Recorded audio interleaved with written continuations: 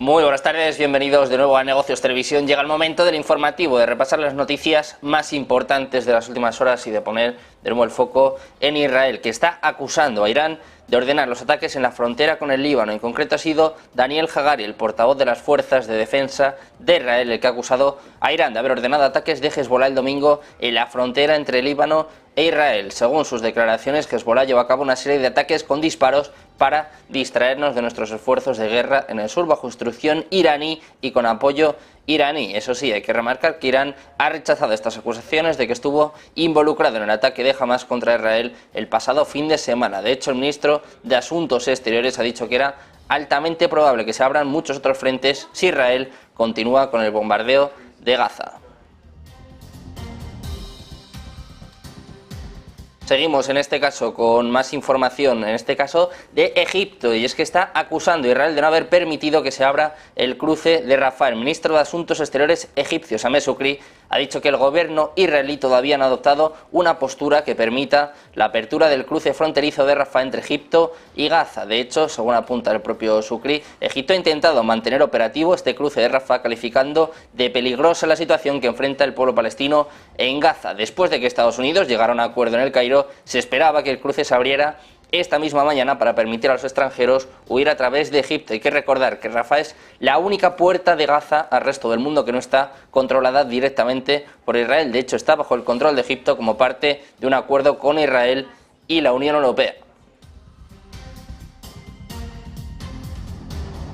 Pendientes también de Ucrania, de su presidente Volodymyr Zelensky, que ha pedido realizar una visita de solidaridad después del ataque de Hamas contra Israel, pero ojo, porque le han dicho que no es el momento adecuado. El propio Zelensky ha hablado en las últimas horas diciendo que el terrorismo siempre es un crimen, no solo contra un país o víctimas específicas, sino contra la humanidad en su conjunto. Además, también ha afirmado que el mundo debe permanecer unido para que el terror no intente quitar o destruir vidas en ningún lugar y en ningún momento. Israel ha expresado repetidamente su apoyo a Ucrania desde que las fuerzas rusas comenzaran este conflicto en febrero del año pasado, pero eso sí no ha llegado a ofrecer ayuda militar, lo que ha desatado tensiones diplomáticas entre Kiev y Jerusalén. De hecho, Israel está dudando y mucho en enemistarse con Moscú, que tiene una fuerte presencia militar en Siria.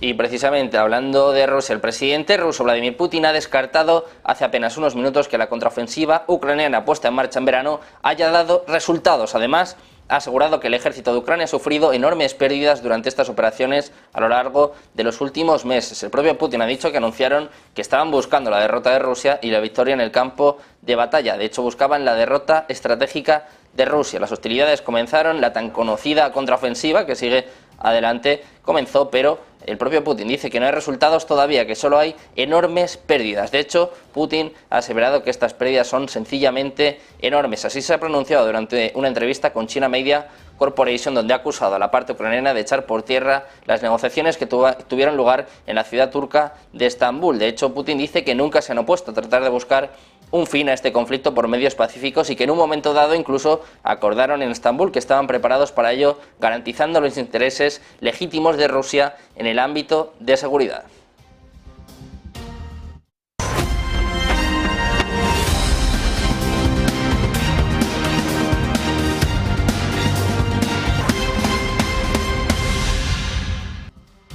Seguimos repasando todas las noticias, toda la actualidad, todas las últimas horas. Volvemos a poner el foco un día más en Israel, donde Daniel Hagari, el portavoz de las fuerzas de defensa de Israel, ha acusado a Irán de haber ordenado ataques de Hezbollah el domingo en la frontera entre Líbano e Israel. De hecho, según sus propias declaraciones, Hezbollah llevó a cabo una serie de ataques con disparos para distraerles de sus esfuerzos de guerra en el sur de Gaza. Además, apunta que fue bajo instrucción iraní y con apoyo iraní. Irán, por su parte, ha rechazado las acusaciones de que estuvo involucrado en el ataque de Hamas contra Israel el fin de semana pasado. De hecho, el ministro de Asuntos Exteriores ha dicho que era altamente probable que se abran muchos otros frentes si Israel continúa con el bombardeo de Gaza. Más declaraciones sobre Israel. El ejército ha dicho que está evacuando a los residentes cerca de la frontera con el Líbano para permitir una posible acción militar. La evacuación de israelíes que viven a menos de 2 kilómetros de la frontera tiene como objetivo reducir los peligros y permitir una mayor libertad para una posible operación contra Hezbollah. Esto es lo que ha dicho el portavoz de las Fuerzas de Defensa de Israel, que además apunta por último que si Hezbollah decide ponerles a prueba, su respuesta será letal. De Israel pasamos a Irán. El Ministerio de Asuntos Exteriores ha dicho que Hamás estaba potencialmente dispuesto a liberar a los casi 200 rehenes que tiene en el caso de que Israel detenga su campaña de ataques aéreos en la Franja de Gaza. El grupo terrorista, eso sí, no ha reconocido haber hecho esta oferta. Los funcionarios de Hamás han declarado que están dispuestos a tomar las medidas necesarias para liberar a los ciudadanos y civiles retenidos por los grupos de resistencia, pero su punto fue que estas medidas requieren preparativos que son imposibles bajo el bombardeo diario de los sionistas contra varias partes de Gaza. Esto es lo que ha dicho Kanani, el portavoz del Ministerio de Asuntos Exteriores de Israel, que además apunta a que están escuchando a la resistencia, en que no tienen ningún problema en seguir resistiendo. Además, Kanani también ha dicho por último que la resistencia tiene la capacidad militar para continuar resistiendo en el campo durante mucho tiempo. De Irán pasamos a Estados Unidos y también, en este caso, una nueva amenaza por parte de Irán, que según un funcionario dice que Estados Unidos ya está muy involucrado en este conflicto y que debe rendir cuentas. Cuando se le preguntó si Irán participaría en el caso de que Estados Unidos intervenga, el portavoz del Ministerio de Asuntos Exteriores dijo que Irán considera que Estados Unidos ya está militarmente involucrado en el conflicto entre Israel y los palestinos. De hecho, Estados Unidos respondió a los ataques de Hamás trasladando varios barcos, incluido el portaaviones US Gerald Ford al Mediterráneo Oriental. Está previsto además que se le una un segundo portaaviones en los próximos días, aunque el secretario de Estado de los Estados Unidos, Anthony Blinken, dijo que era una disuasión y no una provocación. Precisamente pendientes de Irán, de sus reacciones, de sus últimas declaraciones, vamos a contar todos los detalles de la mano de nuestro compañero José Bizner. Muy buenas, pues parece que Irán sigue queriendo subir esa escalada de tensión alrededor de lo que puede suceder en esa guerra de Israel contra Hamás. Cuidado, porque lo que le está diciendo Irán a Israel es que puede y son posibles múltiples frentes nuevos a lo largo de todo el territorio de Palestina. Ha dicho en concreto el portavoz del Ministerio de Relaciones Exteriores de Irán, Nasser Kanani, que todo lo que limita con Líbano, Siria, Jordania, Egipto, así como con los territorios palestinos, es ahora mismo una opción de que se amplíe a múltiples frentes para Israel. En concreto dice que puede ser tan amplia como toda la geografía de Palestina y llama a todos esos territorios como un eje de resistencia, donde dice Irán, ahí debería plantearse una alternativa, una resistencia a Israel en el entorno actual. Dice Irán, que a Israel le van a surgir nuevos frentes. Habla de resistencia ya, del eje de la resistencia con todos esos países, Egipto, Jordania, Siria, Líbano, con quien dice Irán puede surgir ese movimiento que ahora mismo intente contraponer a la ofensiva de Israel. Dice que son múltiples frentes nuevos los que se le puede abrir a Israel en breve. Ojo, porque Irán está diciendo también en los últimos minutos que la posible expansión de la guerra se acerca a una etapa inevitable. Sigue amenazando Irán y sigue, desde luego, dejando entrever que esta guerra, este conflicto, va a ir a más en los próximos días, pero no es el único que advierte. También el propio presidente de los Estados Unidos, Joe Biden, ha lanzado una advertencia a Irán contra esta escalada del conflicto y además, eso sí, también apunta que cree que Israel no debería ocupar Gaza. El presidente estadounidense, Joe Biden, ha advertido a Irán contra esta escalada de la guerra entre Israel y los militantes terroristas palestinos a un conflicto regional más amplio. En declaraciones del jefe de la Casa Blanca, el propio Biden, en una entrevista con la CBS, ha vuelto a descartar que haya pruebas claras de la participación de Teherán en el ataque contra Israel de hace 10 días. Pero por otra parte, el presidente también ha señalado que sería un gran error por parte de Israel volver a ocupar Gaza y ha recordado que el movimiento de resistencia islamista de Gaza no representa a todo el pueblo palestino. Pese a ello, Biden coincide con Israel en que el grupo terrorista palestino debe ser eliminado por completo. Al mismo tiempo, ha señalado que es necesario que haya una autoridad palestina y un camino hacia un Estado palestino. Seguimos pendientes de Israel. En este caso vamos a hablar de la Liga Árabe, y es que hace apenas unos minutos el jefe de la Liga Árabe ha exigido el cese inmediato de las operaciones militares en la Franja de Gaza y además también ha pedido el establecimiento de corredores para ayudar a la población en el 10º día de guerra entre Israel y el movimiento islamista palestino, que está dejando miles de muertos. En declaraciones a varios medios, Ahmed Abul Gheit ha dicho que exigen el cese inmediato de las operaciones militares y la apertura de corredores seguros para brindar alivio a la población. El ataque sorpresa de Hamás del pasado 7 de octubre contra Israel y los posteriores bombardeos en represalia están dejando miles de muertos en ambos lados y han obligado a desplazarse a 1 millón de personas.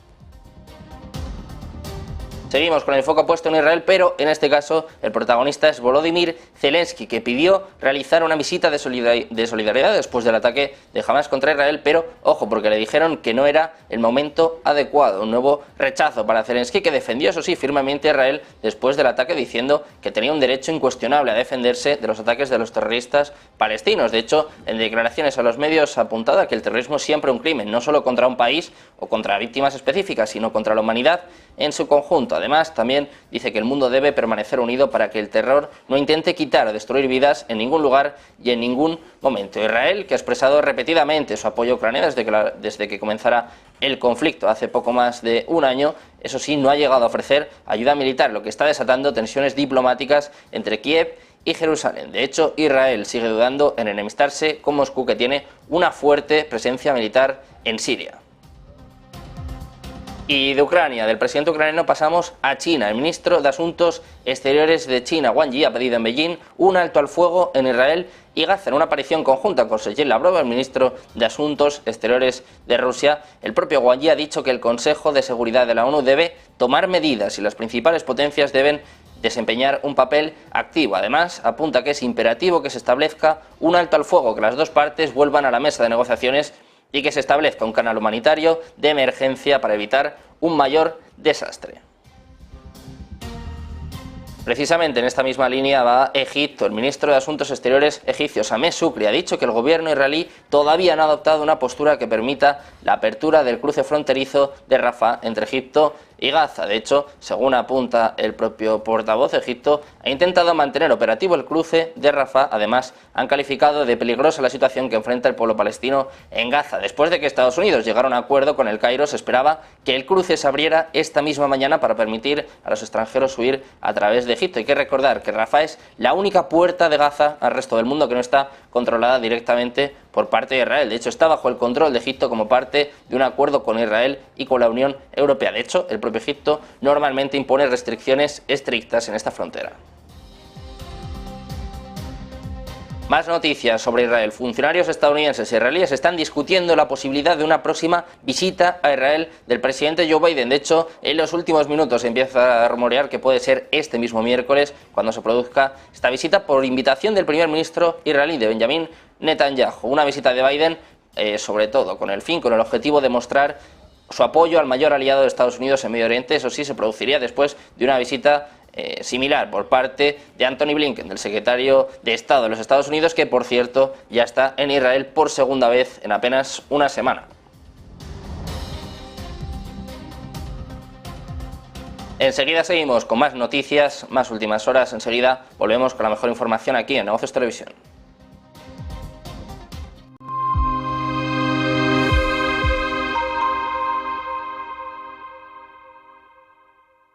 La Comunidad de Madrid inicia este lunes 16 de octubre por tercer año consecutivo la vacunación simultánea frente a la gripe y la dosis de refuerzo para personas mayores de 65 años institucionalizadas y personal sanitario o sociosanitario. A partir del 30 de octubre continuará la campaña de la doble inmunización gratuita para las personas de 60 años o más y los grupos de riesgo de cualquier edad, entre ellos embarazadas o enfermos crónicos. Y por primera vez en nuestra región se administrará la vacuna antigripal no de COVID a los niños de 6 meses a 4 años y 11 meses, según las indicaciones de la Dirección General de Salud Pública de la Comunidad, que organiza este programa.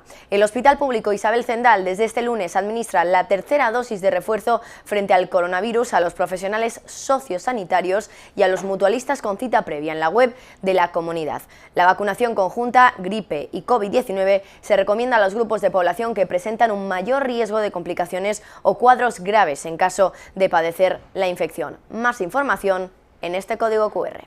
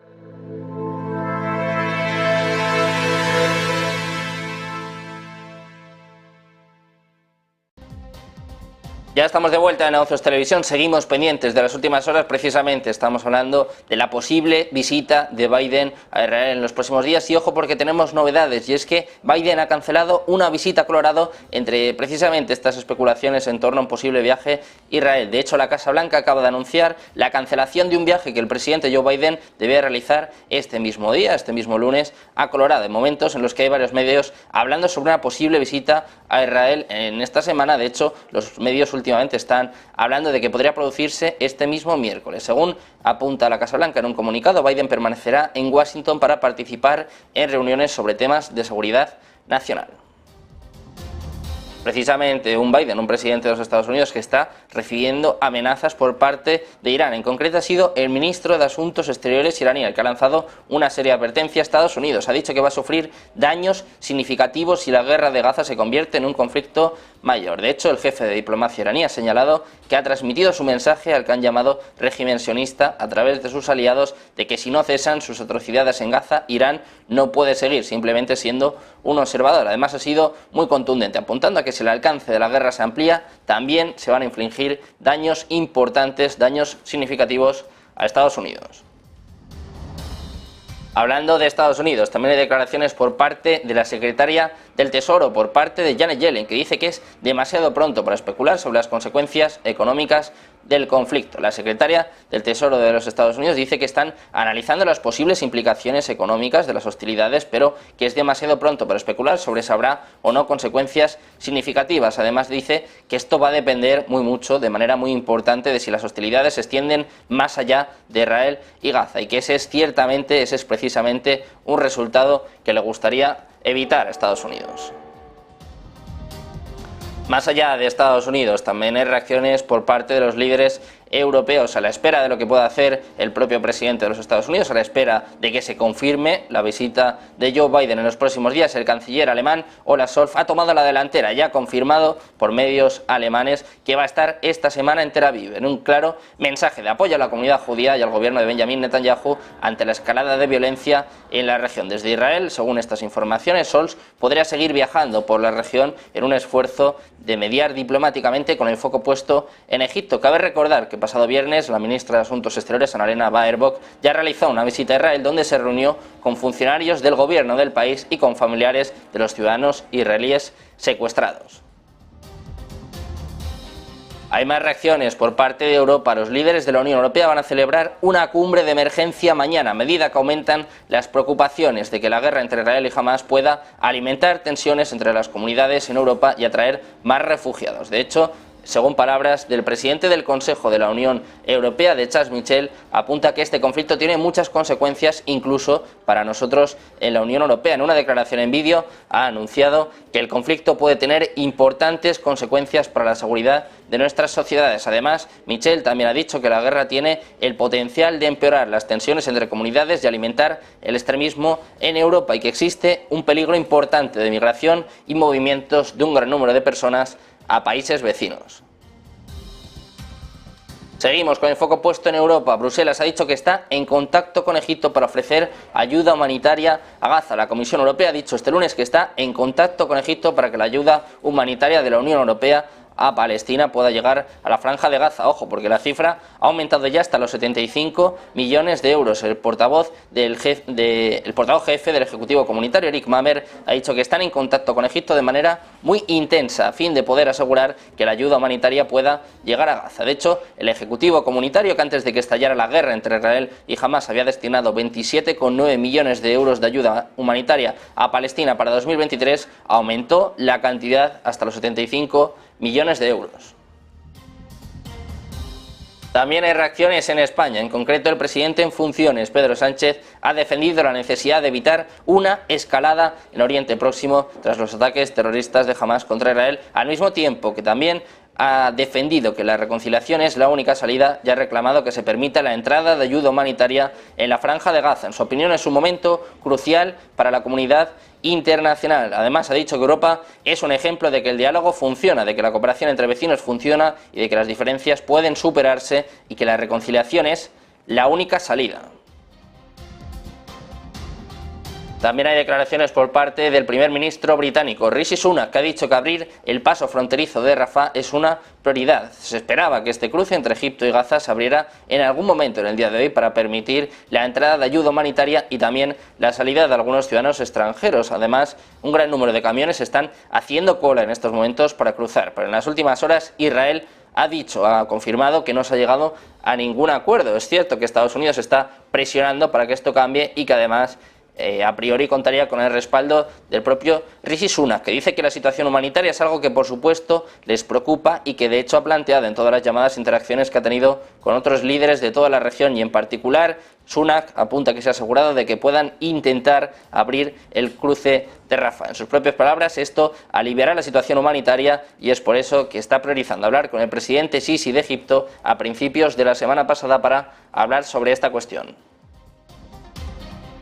También hay reacciones por parte de la ONU. El jefe de ayuda de las Naciones Unidas, Martin Griffiths, ha dicho que va a viajar a Oriente Medio para apoyar las negociaciones para llevar ayuda a la bloqueada franja de Gaza. Griffiths ha dicho que su oficina estaba en profundas conversaciones con Israel, Egipto y con otros actores. De hecho, también ha confirmado que mañana irá a la región para intentar ayudar en estas negociaciones, para intentar dar testimonio y expresar solidaridad con el valor extraordinario de los miles de trabajadores humanitarios que han mantenido el rumbo y que todavía están allí ayudando en Gaza y en Cisjordania. Además, también ha confirmado que el destino de estas entregas de ayuda y las evacuaciones limitadas a través de la única entrada en Gaza, no controlada por Israel, sigue en duda después de que fuentes egipcias hayan dicho en el día de hoy que se había alcanzado una tregua temporal, pero Israel y Hamás han dicho que no se había llegado a ningún acuerdo. Movimientos también por parte de las redes sociales. En este caso, la red social TikTok ha asegurado que ha suprimido más de 500.000 vídeos y además ha interrumpido 8.000 transmisiones en directo relacionadas con el conflicto entre Israel y Hamás. Desde el 7 de octubre aseguran que han suprimido ya más de 500.000 vídeos y además han interrumpido unas 8.000 transmisiones en directo en la región afectada por violación de sus reglas. TikTok ha reaccionado así a una advertencia de la semana pasada de la Unión Europea que le conminó a luchar contra los contenidos ilegales. De Israel pasamos a Francia. El Instituto del Norte de Francia, donde el viernes fue asesinado un profesor, ha sido evacuado este lunes por la mañana por una alerta de bomba después de que el país elevase la alerta antiterrorista y después de un fin de semana marcado también por otras evacuaciones en puntos emblemáticos como el Museo del Louvre de París o el Palacio de Versalles. El ataque del Instituto Gambetta Carnot de Arras se saldó con la muerte de Dominique Bernard y heridas para otras 3 personas. El presunto autor, identificado como Mohamed M. y fichado por las autoridades por su posible peligrosidad, fue detenido inmediatamente dentro de una investigación que también ha derivado en otros 8 arrestos. La vuelta este lunes a las clases se ha complicado aún más en el centro por un aviso de bomba que ha obligado a evacuar a trabajadores y alumnos según fuentes policiales y que además han confirmado el despliegue de más efectivos de seguridad en esta zona para descartar posibles amenazas. Pasamos a hablar de Rusia. El presidente ruso Vladimir Putin ha descartado hace apenas unas horas que la contraofensiva ucraniana puesta en marcha este verano haya dado resultados. Además, también ha asegurado que el ejército de Ucrania ha sufrido enormes pérdidas durante estas operaciones a lo largo de los últimos meses. En palabras del propio Putin, Ucrania anunció que buscaría la derrota de Rusia y la victoria en el campo de batalla. De hecho, apunta que buscaban la derrota estratégica de Rusia. Sin embargo, las hostilidades comenzaron. La tan conocida contraofensiva que sigue adelante desde el 4 de junio, pues de momento, según el propio Putin, no ha dado resultados todavía. Lo único que ha dado son enormes pérdidas. De hecho, Putin ha incidido en que estas pérdidas son sencillamente enormes. Así se ha pronunciado durante una entrevista con China Media Corporation, donde ha acusado a la parte ucraniana de echar por tierra las negociaciones que tuvieron lugar en la ciudad turca de Estambul. De hecho, Putin ha confirmado que nunca se han opuesto a tratar de buscar un fin a este conflicto por medios pacíficos. De hecho, también dice que en un momento dado incluso acordaron en Estambul que estaban preparados para ello, garantizando los intereses legítimos de Rusia en el ámbito de seguridad. Y seguimos con Rusia, en este caso estrechando lazos con Venezuela, y es que Rusia espera una visita del presidente venezolano, de Nicolás Maduro, mientras los dos productores del petróleo profundizan su cooperación y además las empresas rusas buscan invertir aún más en el país sudamericano. Esto es lo que ha dicho en el día de hoy el responsable de petróleo del presidente Vladimir Putin. Venezuela posee las mayores reservas probadas de petróleo del mundo y Rusia es el segundo exportador mundial. De hecho, hay fuentes que afirman que la visita de Maduro tendría lugar antes de finales de este año, en este 2023. El viceprimer ministro ruso, Alexander Novak, ha destacado la importancia de la cooperación petrolera con Rusia, uno de los 5 miembros fundadores de la Organización de Países Exportadores de Petróleo. Más noticias sobre Rusia. El presidente ruso Vladimir Putin, según apunta el ministro de Asuntos Exteriores, según apunta Sergei Lavrov, se reunirá mañana o pasado mañana con su homólogo chino. Se reunirá con Xi Jinping para intercambiar opiniones sobre relaciones bilaterales que, según apunta el propio Lavrov, se encuentran en auge. El jefe de la diplomacia rusa hizo esta declaración a reunirse en el día de hoy con su colega chino, con Wang Yi, y según esta intervención, el propio Lavrov está confirmando que esta reunión tendrá lugar mañana, pasado mañana. Wang también ha confirmado, a su vez, que mañana Putin va a participar en el tercer foro de la Franja y la Ruta para la Cooperación Internacional, en este caso por la invitación de Xi Jinping. Además, también ha expresado el convencimiento de que la participación de Putin en el foro y sus conversaciones con Xi serán muy útiles para el progreso de la integración, de la interacción estratégica entre Pekín y Moscú. Lavrov además ha indicado que Rusia está interesada en que este foro sea exitoso. Seguimos con el foco puesto en Rusia. Las autoridades han dicho que el país se va a unir a China para restringir las importaciones de productos pesqueros a partir del lunes. Las autoridades sanitarias y de cuarentena de Rusia han anunciado que las restricciones se mantendrán hasta que los reguladores rusos proporcionen y analicen la información necesaria sobre la seguridad de los productos del mar japoneses. Hay que recordar que China suspendió las importaciones de productos del mar procedentes de Japón a finales de agosto en respuesta a la liberación de agua tratada y diluida de la dañada planta nuclear de Fukushima Daiichi. De hecho, las autoridades rusas también ya habían anunciado que reforzarían los controles de cuarentena y distribución de productos marinos y procesados japoneses. El mes pasado ya dijeron que estaban considerando unirse a China en relación con estas restricciones al suministro de productos del mar procedentes de Japón, mientras que la Agencia Internacional de Energía Atómica ha dicho que la operación para liberar agua tratada y diluida al océano es consistente con los estándares de seguridad internacionales. De hecho, el gobierno japonés ha instado a Beijing a levantar esta suspensión de las importaciones, diciendo que la medida no se basa en ninguna evidencia científica. De Rusia pasamos a Ucrania. Las esperanzas de un rápido fin del conflicto ruso-ucraniano resultaron ilusorias, según apunta el canal de televisión alemán NTV. Además, apunta también a que en Kiev existe una creciente preocupación de que sus donantes ya están empezando a cansarse de los combates. De hecho, lo afirma el propio ministro de Finanzas de Ucrania, Sergei Marchenko, que dice que se ha vuelto cada vez más difícil obtener apoyo financiero. Según sus palabras, en comparación con abril, Kiev tiene que hacer el doble de esfuerzo para conseguir ayuda. El propio Sergei está apuntando a que ve un gran cansancio, una gran debilidad en sus socios, y ha añadido que les gustaría olvidarse de los combates, pero estos continúan a gran escala. La razón del cansancio, según apunta Ucrania, según apunta en este caso el propio Sergei Marchenko, es que hay cambios en el panorama geopolítico, así como también hay cambios en la situación política interna en varios países, citando por ejemplo a Estados Unidos y a la Unión Europea en relación con las próximas elecciones.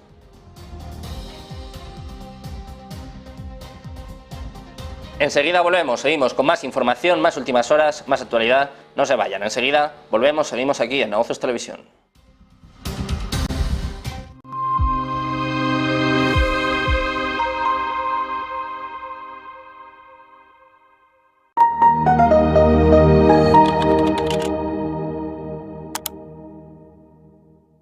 Para mucha gente, acertar es sinónimo de ganar. Pues en el trading no es así, pese a que la gran mayoría piensa esto. Vamos a hablar de operativa. Vamos a entrar de lleno en este nuevo módulo, el más importante para la Academia de Negocios Televisión, denominado módulo de operativa. Vas a descubrir cosas que ni te imaginabas que fueran a ser de esa forma.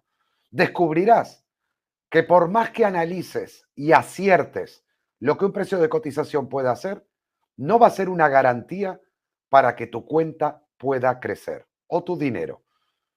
Comenzarás a entender que te va a dar igual si un precio de cotización, sea de lo que sea, sube o baja. Simplemente vas a poder contar con las herramientas fundamentales para que esa operativa, esa inversión, te lleve con un alto grado de probabilidad quizás al éxito. Aprenderás a gestionar el capital, el riesgo y, lo más importante, tu comportamiento, tus emociones. Porque si no dominas estas tres cosas, da igual lo que hagas, da igual lo que aprendas, nunca llegarás a esa meta que te habías propuesto.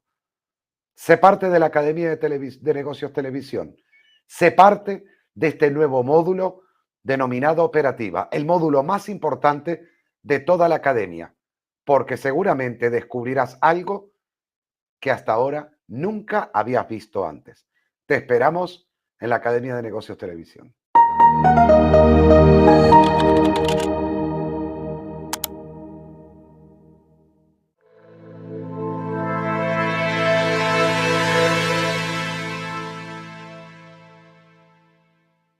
La Comunidad de Madrid inicia este lunes 16 de octubre por tercer año consecutivo la vacunación simultánea frente a la gripe y la dosis de refuerzo para personas mayores de 65 años institucionalizadas y personal sanitario o sociosanitario. A partir del 30 de octubre continuará la campaña de la doble inmunización gratuita para las personas de 60 años o más y los grupos de riesgo de cualquier edad, entre ellos embarazadas o enfermos crónicos. Y por primera vez en nuestra región se administrará la vacuna antigripal no de COVID a los niños de 6 meses a 4 años y 11 meses, según las indicaciones de la Dirección General de Salud Pública de la Comunidad, que organiza este programa. El Hospital Público Isabel Zendal desde este lunes administra la tercera dosis de refuerzo frente al coronavirus a los profesionales sociosanitarios y a los mutualistas con cita previa en la web de la Comunidad.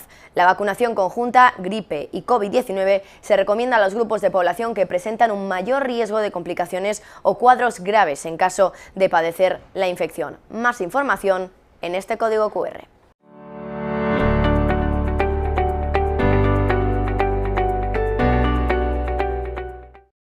Pendientes, como siempre, de las últimas horas, de toda la actualidad, y en este caso hablamos de la ONU. El subsecretario general de Asuntos Humanitarios de las Naciones Unidas, Martin Griffiths, acaba de admitir que la organización está inmersa en negociaciones para llevar ayuda a la Franja de Gaza desde que Israel lanzó hace días su bombardeo en represalia por la ola de asesinatos del grupo de Hamas. De hecho, Griffiths ha indicado también, en este caso la BBC, que cerca de 1 millón de personas del norte de Gaza se han trasladado al sur de la Franja después de la petición de Israel, y además ha agregado que el derecho internacional humanitario exige que los civiles puedan alejarse del peligro y tener acceso a la ayuda, algo que dice, en este caso, su secretario de la ONU, que se está violando. Además, apunta que necesitan ayuda, que necesitamos claridad sobre los lugares seguros que no serán afectados, que no serán parte de la guerra entre los dos bandos y, por supuesto, apunta por último a que necesitan un corredor en el que la gente pueda confiar.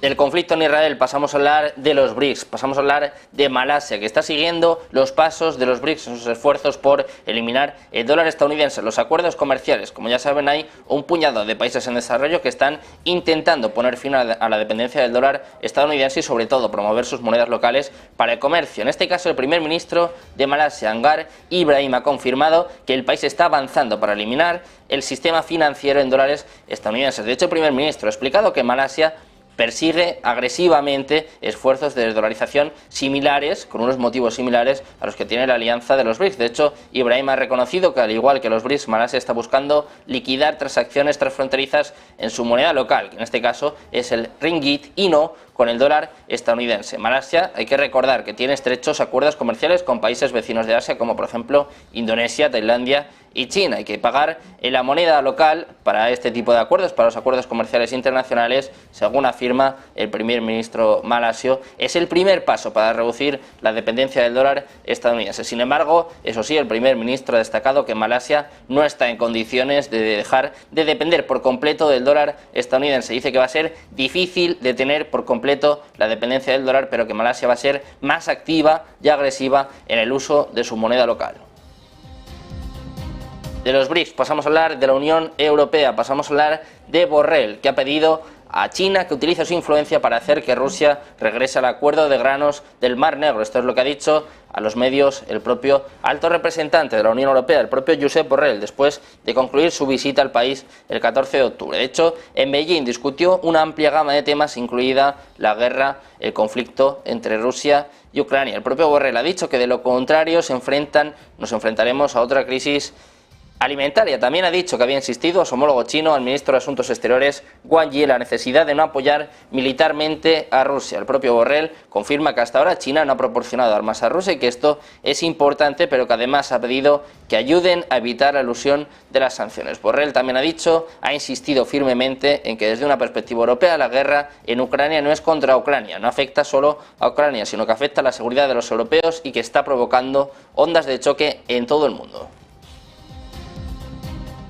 De Ucrania pasamos a Turquía, el foco puesto en Turquía después de conocerse que se va a retrasar la ratificación de Suecia en la OTAN, al menos hasta después de octubre. No ha recibido todavía Ankara los F-16 que pedía para dar el visto bueno a la entrada de Estocolmo en la Alianza Atlántica, y por eso considera que todavía existen impedimentos para que el Parlamento turco avance en las negociaciones, a día de hoy necesarias para ampliar a 32 el número de socios de la organización. Palabras que llegan precisamente después de que la semana pasada el secretario general de la OTAN, el propio Jens Stoltenberg, dijera que el compromiso de Turquía para desbloquear la adhesión de Suecia a la alianza y finalizar su protocolo de adhesión este otoño sigue vigente, según había dicho el propio titular de defensa de Ankara al resto de los aliados. De Turquía pasamos a España. El gobierno en funciones ha elevado su previsión de crecimiento de este año para el Producto Interno Bruto hasta el 2,4%, ojo, porque son 3 décimas más, mientras que eso sí ha recortado 4 décimas su estimación para el avance de la economía en 2024 hasta el 2%. El gobierno ha remitido el plan presupuestario de 2024 a la Comisión Europea, donde se ha incluido una previsión de déficit en el entorno del 3% para el próximo año y una ratio de deuda pública por debajo del 110% del PIB ya para 2023. Las estimaciones apuntan a que el PIB en España en el segundo semestre estaría experimentando una desaceleración por la contracción monetaria, principalmente a través de la desaceleración del consumo privado, como apuntan los datos más recientes, debido al impacto del endurecimiento de las condiciones monetarias. Por otro lado, la economía española sufrirá el impacto directo de la política monetaria contractiva a través de la demanda exterior. De su lado, el menor crecimiento proyectado para la zona euro explica la revisión a la baja en el crecimiento del PIB para 2024, mientras el consumo y la inversión aceleran su crecimiento.